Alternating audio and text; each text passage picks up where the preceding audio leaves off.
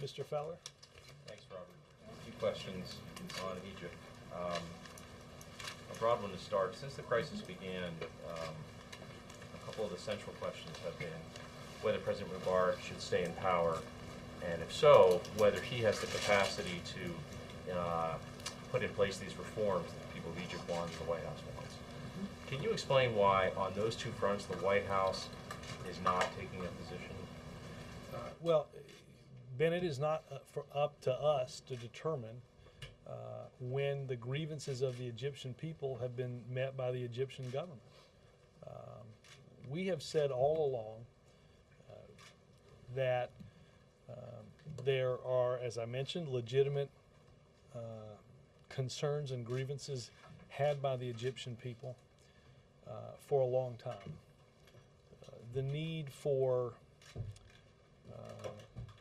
freedom to associate, freedom to communicate over the internet, freedom to assemble, the freedom of speech, and that those must be addressed in a substantive way by the Egyptian government.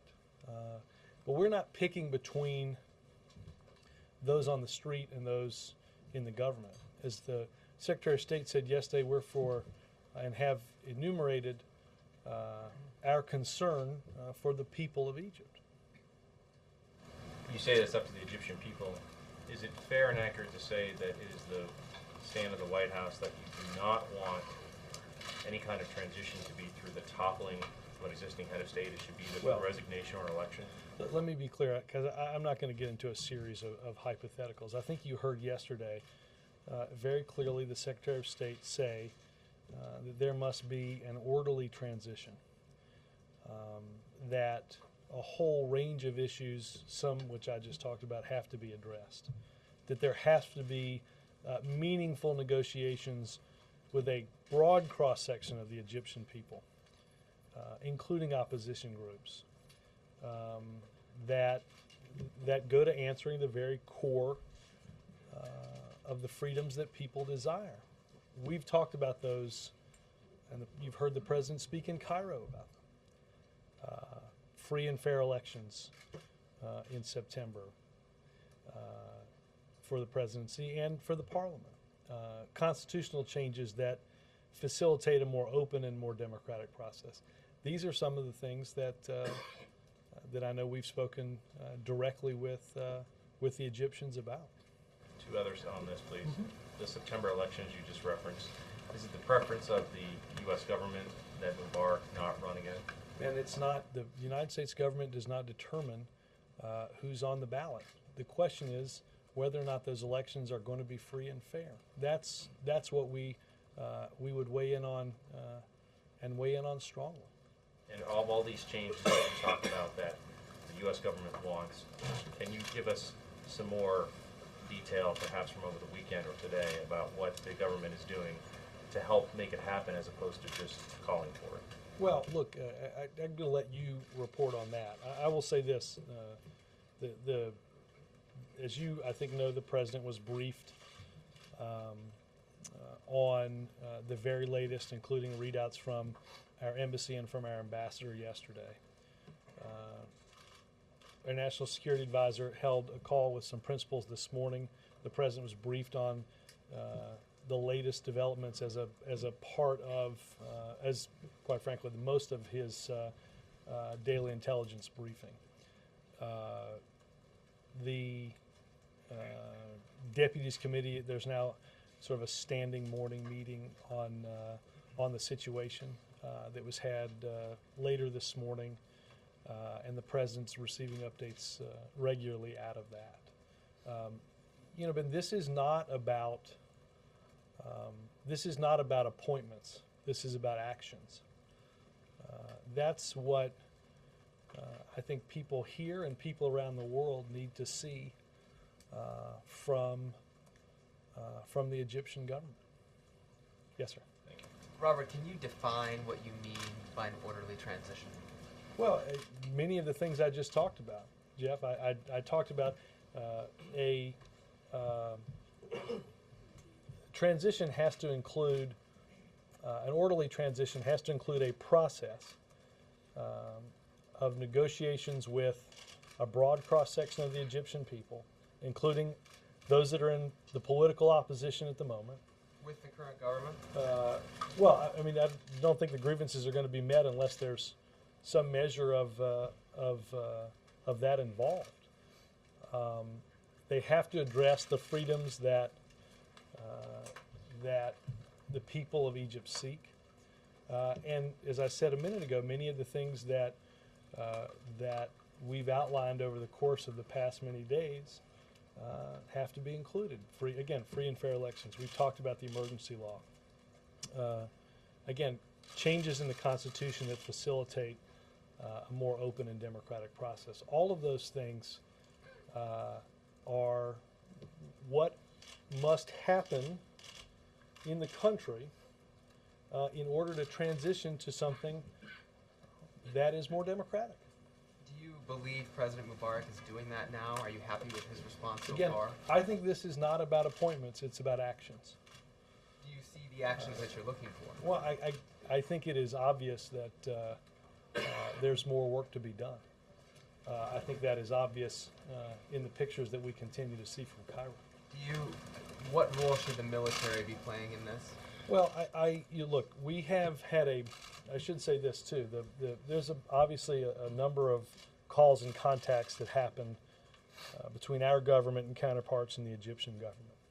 We are thus far pleased at the restraint that has taken place and encourage that even as we see reports of increased participation tomorrow by protesters, that calm and nonviolence once again carry the day on both sides. So again, it's our belief that first and foremost this has to be something that's conducted with through nonviolence. Yes, sir. Has anybody in the administration been in contact with Mohammed al-Baradei? Obviously, the embassy has been in touch with him in the past. I think he is somebody, along with a whole host of people in non-governmental voices in whether they're opposition political parties or whether they're heads of business or banks that we are regularly in touch with. I believe that they will continue to reach out to people like him and to a whole host of figures, again, non-governmental and civil society figures, to have a discussion with them about what Egypt must do and what Egypt must look like. Has the embassy been in touch with him in the last week? Not that I'm aware of, at least when I came in here. Would it make sense for somebody to be in touch with him? I think that outreach is ongoing. The Egyptian government in the past has conveyed to the Obama administration and to previous administrations that it suspects that that the democracy push from the U.S. Might result in something along the lines of what we've seen in Gaza, and that is an Islamist group being elected and gaining power, in this case, the Muslim Brotherhood. How much does the Obama administration agree with that assessment? Well, look, Jake, I think that, as I said here last week, I think that it is, from what we can see, it's not accurate to say that those protesting are made up of one particular group or one ideology. And I think it is clear that increase in democratic representation has to include a whole host of important non-secular actors that give Egypt a strong chance to continue to be the stable and reliable partner that the world sees in the Middle East. Al-Baradei told ABC News this weekend that the Muslim Brotherhood is no more extremist, is not an extremist organization, and is no different from Orthodox Jews in Israel or evangelical Christians in the United States. Does the Obama administration agree with that? Well, let me, without getting into a discussion about them, I think there are certain standards that we believe everybody should adhere to as being part of this process. One that is, to participate in this ongoing democratic process, one has to take part in it, but not use it as a way of simply becoming or taking over that process simply to put themselves in power.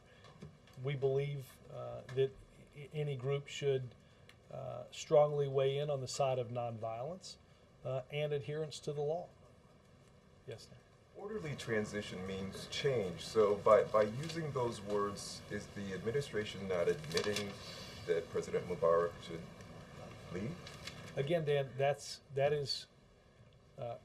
I do believe orderly transition means change, and what we've advocated from the very beginning is that the way Egypt looks and operates must change. That's why we believe we should increase the amount of freedom that is had by the Egyptian people on association, on assembly, on speech, on internet, and open communication. But that's not for us to determine what the parameters and what the limits of those are.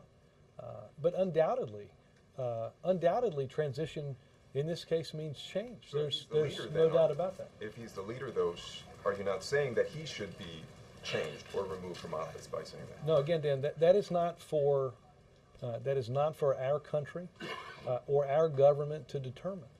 I don't think that people that seek greater freedom are looking for somebody else to pick what and how that change looks like. That is, quite frankly, that doesn't adhere in any way to an open democratic process that allows for a full discussion and negotiation about what that freedom looks like. Freedom of many of the freedoms I just talked about, but greater economic opportunity, greater economic freedoms. That's not for us to determine. But the White House has really been ramping up its focus on innovation and jobs. There was a big event today as well. Does what is happening in Egypt distract at all from that push? No, not at all. The weather permitting, the president's planning to go later this week to Pennsylvania and continue our push on innovation. We will continue to work through all of that. I don't, events happen that any administration and any government have to respond to, but at the same time, much as we dealt with over the previous 2 years, you have to deal with many things happening at once, and that's what this administration continues to do. One final question. The president obviously is getting a lot of updates from his national security team, but is he also bringing in outside advisors to help him? Well, the National Security Council has regular outreach to experts around the country. I know they had some folks in here earlier today to talk about Egypt as part of that regular process. And I don't doubt that, again, at many levels of our government, we are talking to many people with insights into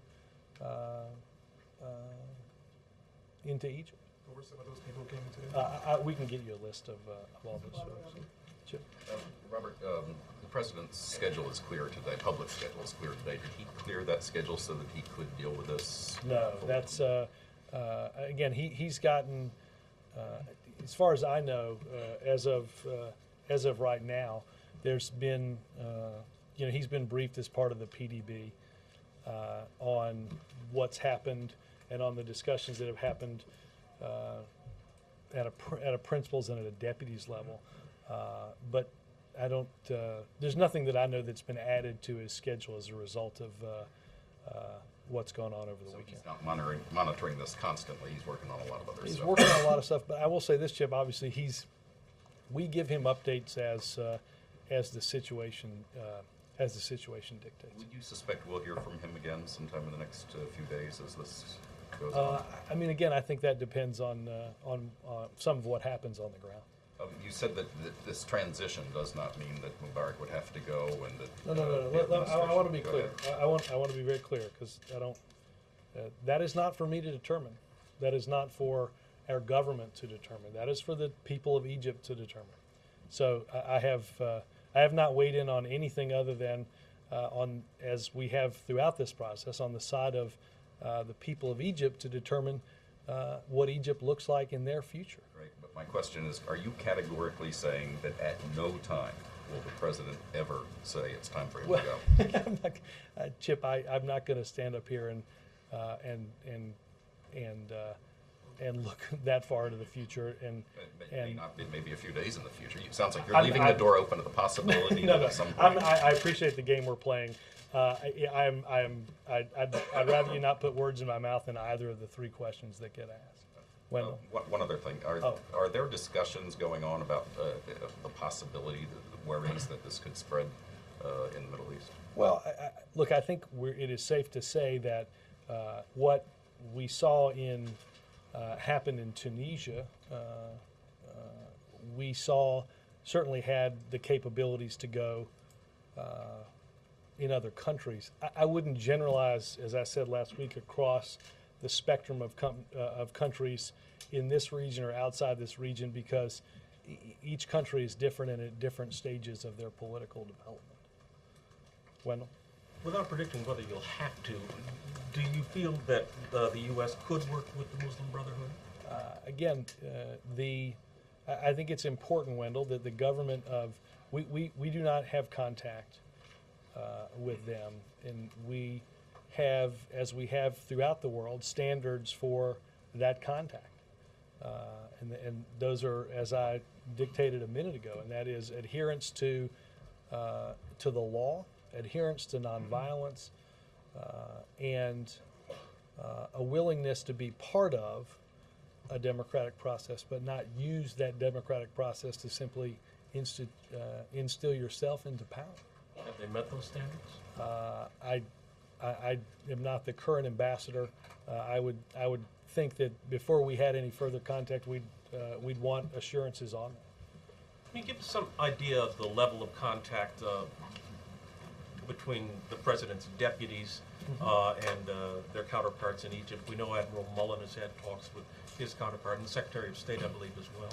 Yeah, I think throughout the ranks of the military and over at the Pentagon, obviously between the Secretary of State and the Foreign Ministry, our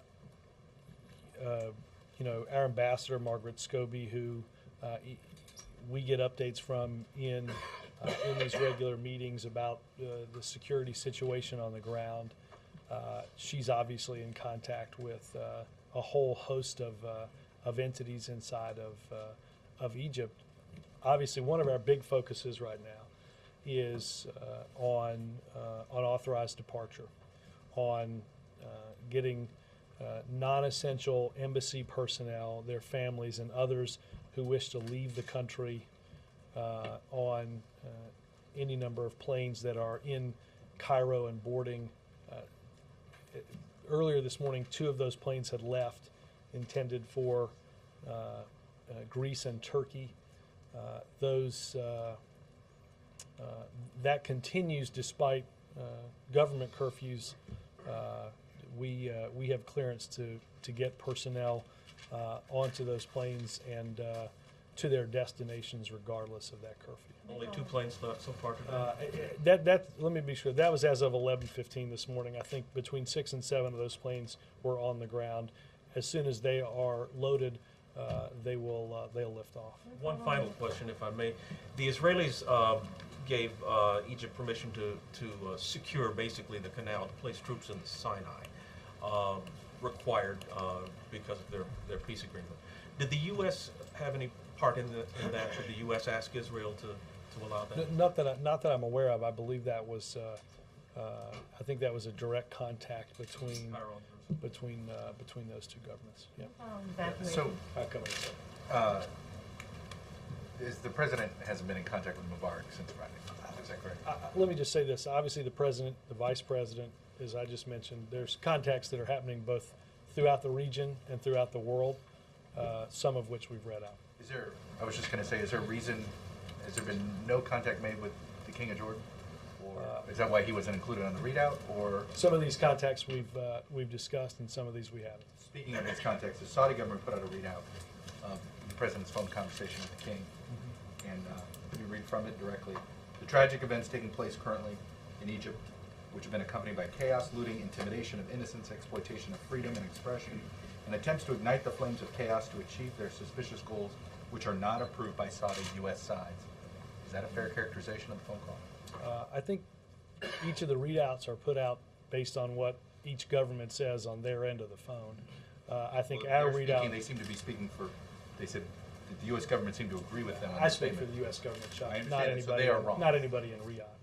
Meaning the Saudi government put out an incorrect readout. Meaning you should read our readout if you'd like to know what we said on our end of the phone call. So they are putting out a misleading readout? Again, I will be happy to forward again the readout that reflects what we said on that end of the phone call. And as far as Mubarak is concerned, so when you say orderly transition, why is it that you're hesitating? It's clear that you're calling that the United States position is you want an orderly regime change. Is that not Again- correct? Again, I want to be careful because I don't want you to put words in my No, I mouth understand any that. more than That's I why, wanted. I mean, orderly transition, I mean, it seems you're calling for a change in government. No, we're calling for a change in the way the country works. So The if Mubarak determination. implemented all hold on, that change, you'd be hold okay on. with it? The determination as to when that change is met or how that change happens is not going to be determined or dictated by our country. No more, Chuck, that I'm going to determine what freedom of speech means to you or to NBC. That's not for me to determine. Why would it be for me to determine for Egypt? Why would anybody who seeks greater freedom in Egypt be looking for my sign off on what that means? But it seems to be that many of the protesters are upset of the perception that the U.S. government looks like it's still backing Mubarak. I do not think that those protesters would be assuaged by the notion that somebody in a series of buildings several thousand miles away have determined the extent to what that means for them. That is for the people of Egypt to decide and determine. John, Connie, real quick. Thank you. and On then John. evacuations, are military evacuations contemplated? And if None American, that I'm aware of. no. okay. If American citizens have to get out on a charter but can't afford the charter, what happens? Yeah, if I'm not mistaken, those are because of the way the evacuations are taking place. I will check on the.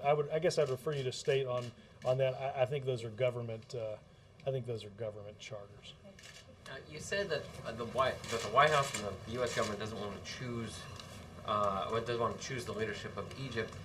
When P.J. Crowley put out a tweet after Mr. Mubarak's speech on Friday night, saying that rearranging the deck chairs is not the kind of change he's talking about, a lot of people interpreted that meaning that the appointment of the Vice President Suleiman was not an acceptable change.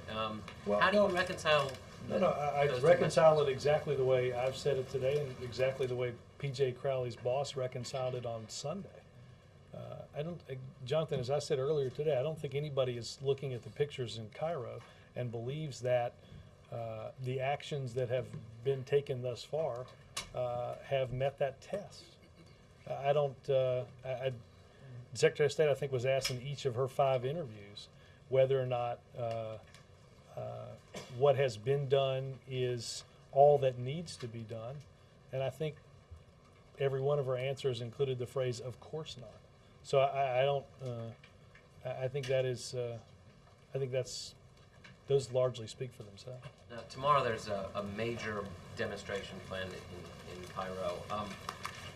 Has the U.S. government delivered any kind of message to the Egyptian government specifically on what should be expected of the military's response to that? Simply to reiterate again, without getting into great specifics about each of the contacts that are had, I think it was Wendell, mentioned Admiral Mullen and others in the Pentagon, Secretary Gates, that are in touch with their counterparts. Again, that's not just the leadership at the Pentagon, but that is military to military contact. the Secretary of State with the Foreign Ministry. We have been clear from the outset that grievances will not and cannot be addressed through violence. So I think that is, I think that message remains clear to the government of Egypt. Mark. Robert, can you assure us that any private back channel messages to Mubarak or the Egyptian government are the same as what you're saying publicly? Yes. Yes, without getting into what a private back channel might look like. That would make it less private. Okay. Yes. No, I don't. Our messaging. I don't think the message would be quite clear or have a lot of impact if what I said up here transmitted to people throughout the region was different than what people heard in the region. It's happened in the past. It has. It hasn't that I know of in this case. Okay, thanks. Yeah. In any of these conversations and these briefings that you're talking about, how much has the price of oil crept into it? It's obviously close to $90 a barrel. Concerned that it could have broader implications on the economy. Well, look, there are folks obviously in the NEC that are monitoring any impact that uncertainty or unrest has throughout financial markets. We have thus far, to my knowledge, not seen disruptions for instance, in the Suez, which obviously is tremendously important to the movement of goods around the Cape of Good Horn. Egypt is not an oil exporter, which shouldn't greatly impact that, obviously. But we obviously are monitoring, again, the unrest and the uncertainty to see what impacts that might cause. And that's true for both financial markets and the broader economic recovery? I would say financial markets, commodity markets, the whole host of things. Robert, can you say what kind of counsel the administration is seeking from former Senator Bradley? From former Senator Bradley? Let me check and see. I'm not up on what that might be. Vice President, Treasury Secretary. Let me see. I don't know if that's tax reform, somebody who played a big role in that. But before I surmise out loud that it might be tax reform, let me check. You're guessing. I didn't say tax reform. No, let me just check on that. Are you guys doing tax reform? Sometimes that bubble box appears audibly. I will have Ms. Brundage check on that right away. Perry. You said on Friday that U.S. aid to Egypt was under review. Can you talk about that? Is there any update on that in terms of the status of it? No, I said Friday, and I would reiterate here that that we are watching the actions of the government in response to the unrest, and would make determinations about our aid based on some of their actions. That's ongoing. Hey, Robert. Your messaging has obviously been done very carefully, as and your words are being picked up carefully. Can you talk a little bit about, as opposed to this haphazard briefing? Yes. Okay. Can you talk a little bit about the considerations and any special efforts that your guys are making to try to, carefully pick your words in this crisis, and also to follow up on Dan, the extent to which you guys, this is impacting your other efforts at focusing on the economy and the like. Well, let me look. I don't think. Yeah, I'll do this answer slowly, so as to pick my. No, look. I think. Obviously, we understand that this is a volatile region of the world. That it is that we have equities again in a strong partnership with Egypt and the Egyptian people, as they have been a steadying force for peace in the region. I think we've seen that since the Camp David Accords, and again that's been a cornerstone for stability in the region since that time. Obviously, it's a volatile time. Things are and events are moving quickly, and it's always important that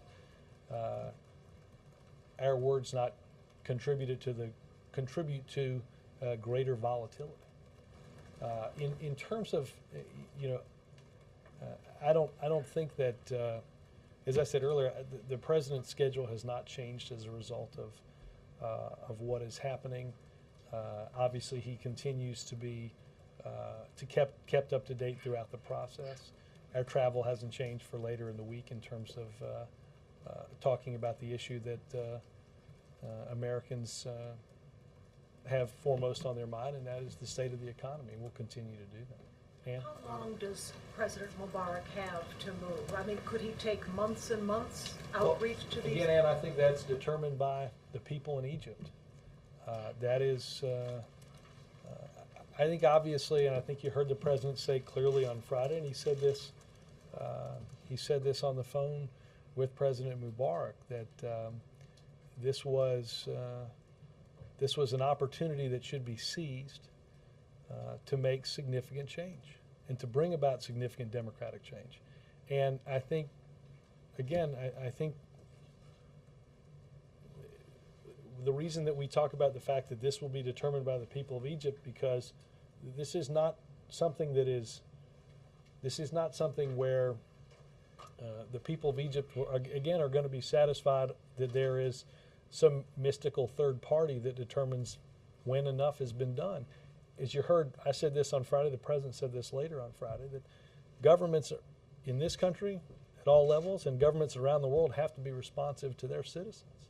Let me ask as well, it's been reported that your successor, the new press secretary, will report to the communications director. Will there be a change in the way the press operation here works? Will the new press secretary be reporting to a communications director, not access director to the president? The modeling that we set up when we came in was quite honestly set up a bit like the previous administrations in some ways. There was a separate, in some different branches of the Bush administration, there was a communications operation that was, the press office was within, and sometimes when it was a separate office. Dan can stick his head out of his door, and I can hear it pretty clearly in my office, and vice versa. So I don't think anybody has to worry that the operation of the press operation will act differently simply by combining the efforts of press and communication, largely because, quite honestly, I think if you looked at it, and Dan and others and I have discussed this, there's a myriad of roles that are very duplicative. I mean, for instance, we have assistant press secretaries that have split up a series of issues that you all interact with them. If it's a Homeland Security issue, you deal with Nick. If there's an economic issue, you deal with Amy. There's a separate group of people in communications that works at the EEOB that they're regional, basically they're regional desks. They have the country split up, but they're answering many of the same questions. So I don't think you have to fear that that things are going to act differently with Jay up here. Will the new press secretary have your office? In a former Democratic administration, the communications director took your office. And I have not been told otherwise. Yes. Robert, I want to follow up on the issue of marriage and the president's 1996 statement. I'll read it again. I favor legalizing same-sex marriages and would fight efforts to prohibit such marriages. Why has the president abandoned this position?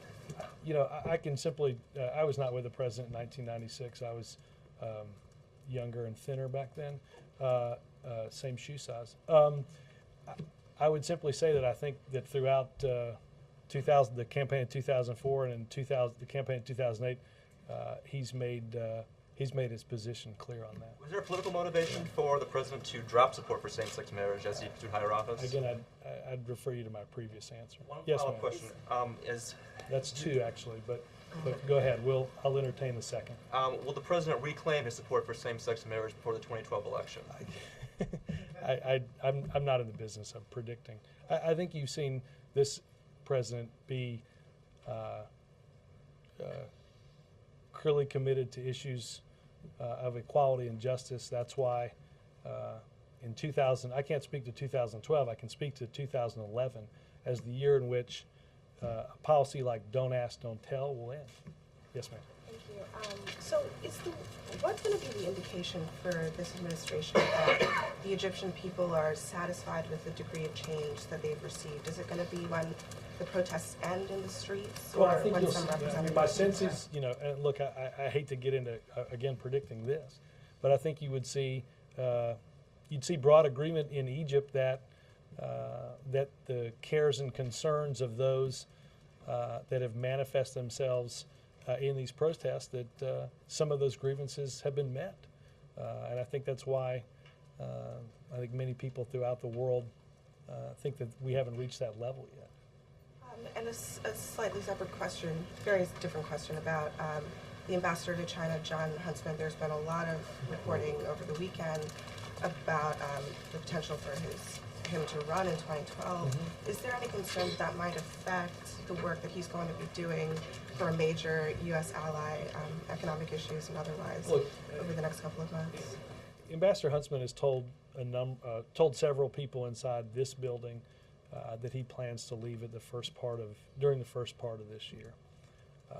When the president picked him in 2009, it was because we believed and continue to believe he brings a broad range of experience to an extremely important ambassadorial post with one of our most important relationships in the world.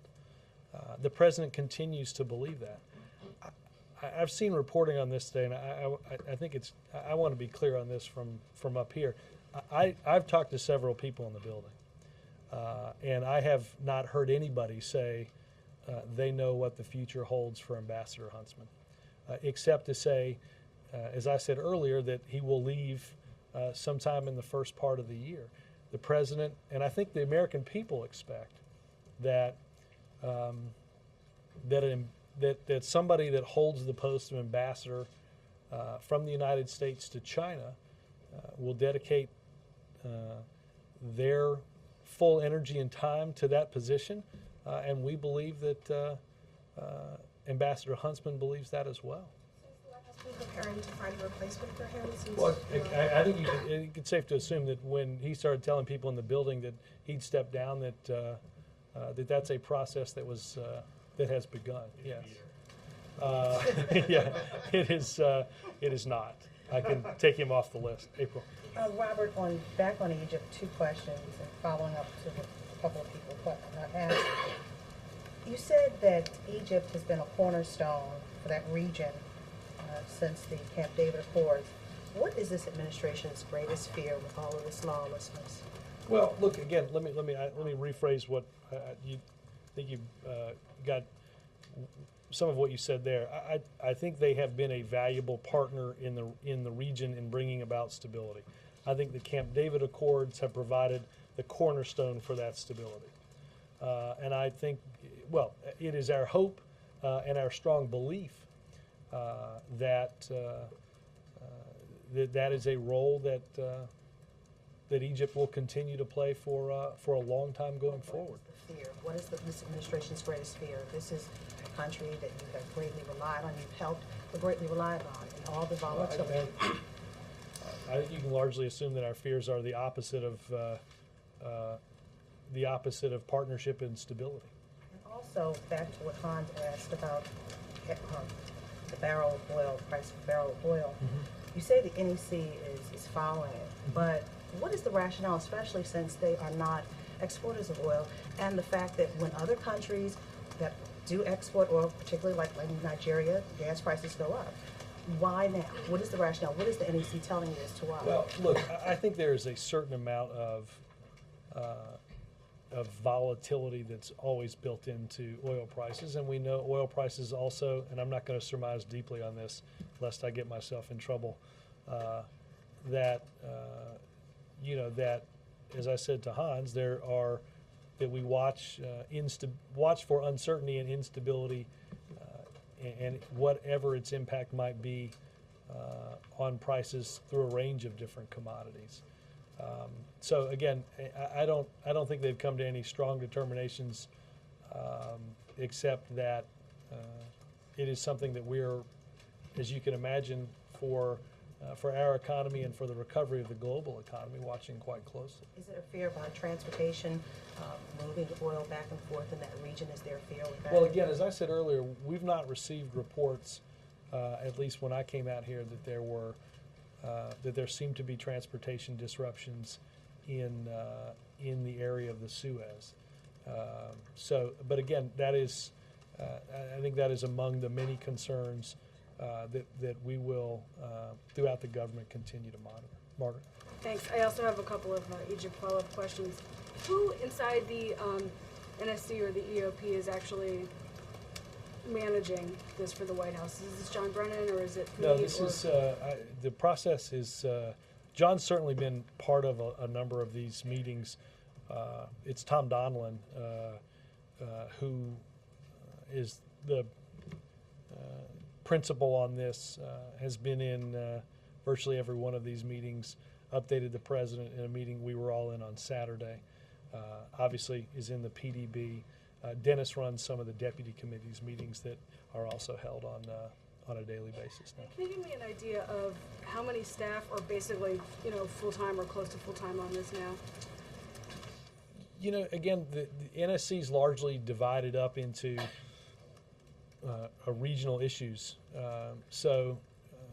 When we go into these meetings, you see the same people that are dealing with issues throughout the Middle East, obviously in these meetings. President Biden was really involved in Iraq, obviously was involved in the AFPAC process. We saw him in the picture when the president was on the phone with Mr. Mubarak on Friday. What's Vice President Biden's role in this? Well, again, obviously the Vice President brings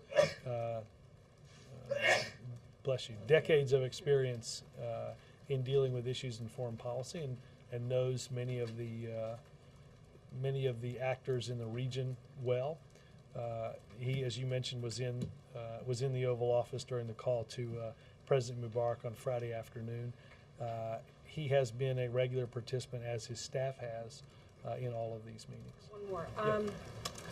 The Associated Press today says administration officials, apparently not White House officials, talking about those two terms that we talked about at the top of this briefing, the election in September and the lifting of emergency laws.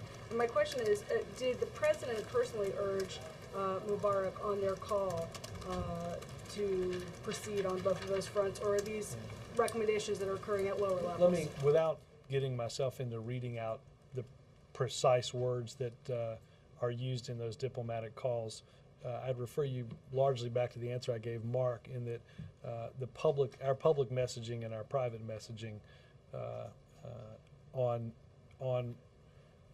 changes that need to take place are remarkably similar. I got the sense that what you meant was that they were not contradictory, but that doesn't necessarily mean obviously this would be a choice that the president would have to calculate. Is this do I want to get involved at this level and make these personal recommendations? But can you tell us whether? Well, look, again, I'm very reticent to read my notes from the call, but again, I think when I outline up here many of the things that you heard the president has talked about throughout the many meetings that he's had over the course of the past couple of years, and in the speech in Cairo, things like free and fair elections, constitutional change, the freedoms that we've enumerated, I think are all very consistent with messaging that is being delivered at all levels of our government, throughout all levels of Egyptian government. Thanks. Yes, sir. Thanks, Robert. What would you say to the Egyptian demonstrators watching you now, and they infer a subtle support for Mubarak to stay in office, and they respond to the steps you mentioned, and they would say, we've given Mubarak 30 years, and they don't trust him to meet those reforms? Well, I think first and foremost, what I would say to anybody watching is that the United States and the Obama administration are fully supportive of your universal rights. And look, this country was founded on the principle of grievances with government and setting about a constitution that addresses a process for those grievances to be heard. We believe that that has to happen in this instance as well. And it is not for anybody in this government or anybody at this podium to determine how or when those grievances have been met. As I said earlier, I don't think anybody listening in Cairo or anywhere else in Egypt wants somebody in this country determining what's the definition in Egypt for freedom of assembly. I don't think anybody in this country would want that from Egypt, and I don't think anybody in Egypt wants that from this country. What we want is a meaningful dialogue to happen that results in significant democratic changes. When those changes and when those grievances have been met through those changes, then we'll know that from the people of Egypt. Does that apply to other countries, Robert? Be at the table there. I'm just curious. Who do you guys have? Who do you expect to be at a table for this meaningful dialogue? Is it El Baradei? Is it representatives of the Muslim Brotherhood? I mean, Chuck, I think it's like, how does he do this? Who are the people at the table? This has to be determined by the people in Egypt. How big is? But again, if we determine who sits at that table, we by definition are making decisions about the extent to which freedom looks like in that country. I mean, obviously we have a lot of Egyptian experts here. Who are the types of people? I think as I said, that has to include many of the people that the embassy and others talk to regularly in Egypt. So it's those folks. Okay. It has to, but I think it's important. I'm not trying to narrowcast. Right. I think it's important to understand that certainly there are certainly political actors that are currently not members of the government. Some level of opposition groups, certainly meeting the standard that we laid out earlier about adherence to democratic principles. But I think obviously that can't simply include political players. It has to include, as I said earlier, those in business, those in banking, those in commerce. There has to be a broad enough cross-section of the Egyptian people to weigh in on the extent to which these grievances are held and that they will be addressed. David? But to follow up on that point, has there been conversations between people in the administration or in the embassy and anyone in Mubarak's government about a way to proceed? If there are these conversations, who are some people who might be involved? You know, whether the U.S. can help or not. I mean, it's about David, what to do. I think that I think we have weighed in on the broader notion of what that needs to look like. I don't think, and I'll double check to see if there's any more clarity, largely because I wouldn't have been read into each and every one of those conversations, but the degree to which that gets quite that granular. Again, I think it has to, as I mentioned, it has to include a broad cross-section. It has to include people that represent those that have those grievances. And I think whenever you begin to narrowcast this, only this, not this, you're restricting that lens in a way that, again, is not a determination that this government will make. Savannah? Just one question. You could just square. Hold on, Lester. Oh, I call it Savannah. You just kind of square these two concepts, because on the one hand, you're saying, don't read the orderly transition to democracy as saying we believe Mubarak should step down because it's not for the U.S. to insert itself in Egypt's internal affairs. At the same time, you just described a variety of changes that have to be made in Egypt, including the emergency law being lifted, which sounds exactly like the U.S. is meddling or weighing in on Egypt's internal affairs. Let's be clear. And I think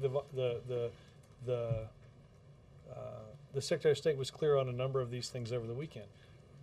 It's been the position of this government through Democratic and Republican administrations that greater freedoms, greater democratic reforms, greater adherence to human rights needed to be part of what Egypt looked like. We have, as a government, Democrat and Republican, advocated for the position of a vice president for the length of President Mubarak's term, because up until Saturday, for that 31 years, there never had been. We spoke out in, I think, September of this year, as the emergency law was again extended, something that's been several decades, has been in place for several decades, that we believed, Democratic and Republican administrations believed, that provided the government with extrajudicial powers that were unnecessary. So those are in accordance with the values that we hold and the universal rights of the people of Egypt that we support. But it is not, again, for us to delineate that the only thing that has to happen is X, Y, and Z. Again, that's not I think that is important that we not make that determination on behalf of people halfway across the world. Robert, the vice president appointed by Hosni Mubarak as Omar Suleiman presides over the intelligence apparatus in Egypt that has had a reputation for torturing people, but also has had a reputation for being a close intelligence ally of the U.S. May have helped, indeed, the U.S. with rendering suspects during the last administration, though not now. Has part of the communication about changes that that the West would like to see include a reform of the security service, a declaration against torture, and a promise to end those practices? You know, Mark, I know obviously, as you mentioned, it is the position of our government not to torture. It is our strong belief that that goes against many of the universal rights that we've discussed. I do not know the level, again, of granularity that has taken place in the discussions that have happened at different levels of government since Vice President Suleiman was sworn in. Again, I can just speak again broadly to those universal rights and what they must look like. Sam? Robert, Mayor Michael Bloomberg has sent undercover investigators from New York into Arizona where they were... I'm sorry, start that again? Mayor Michael Bloomberg sent undercover, sorry, this is not Egypt related, sent undercover investigators to Arizona where they were illegally allowed to buy semi-automatic pistols. This morning he said there's a dangerous gap, quote unquote, in federal gun laws. What is this administration doing about that gap, and what is the reaction to the fact that investigators were allowed to illegally buy semi-automatic pistols? I think it has been, I have not seen the reports, Sam, and I will have somebody go pull that. But obviously we are, we believe that there are reasons that federal laws are on the books, and the need to strongly adhere to and follow existing law is important, not just in the purchase of weapons, but throughout our civil life. Thanks, guys.